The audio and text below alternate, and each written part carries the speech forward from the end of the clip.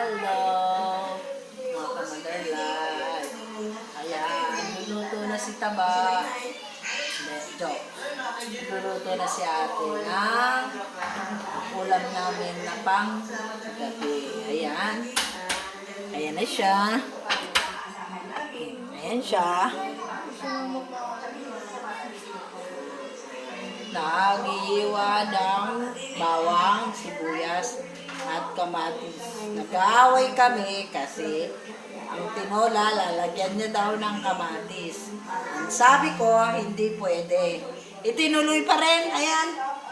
Ilagyan pa rin ng kamatis. Oh, ginagalit talaga ako nito ni ate. Ayan oh. Huwag mo pansinin.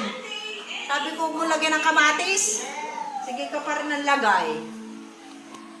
O, diba? Ito kami ni ate, hindi natuloy ang aming laba. Ayan, ang dami namin labahin. Kasi, ang aming gripo ay hindi sumakto sa hose ng wash. Kaya ito, tenga ang aming labahin. Pero, okay pa rin. May bukas pa naman. Diba? Ito, kami dala ni ate, ang nandito lang sa bahay. Nanonood kami ng TV, siya naman nagluluto. Ayan o, labayan ko, ang dami sa'yo. Nanonood kami ng Pam. Paborito ko yun, yung Pam na yan. Araw-araw ko tinanong si Jan, isa sa mga paborito ko yan. Kukulangan na nga ako sa video nila.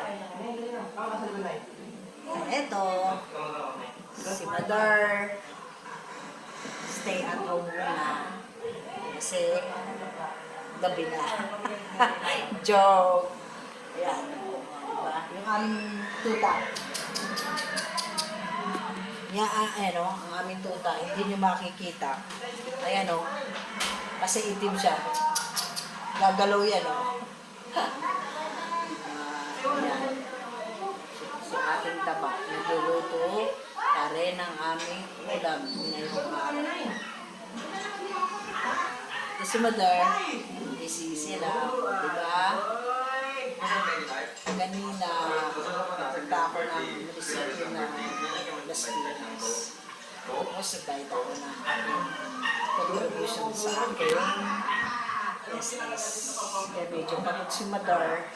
Kaya eto, pa-simple na muna tayo ito. Ito, pasimple lang kayo. Kayo, oy, subscribe nyo na po.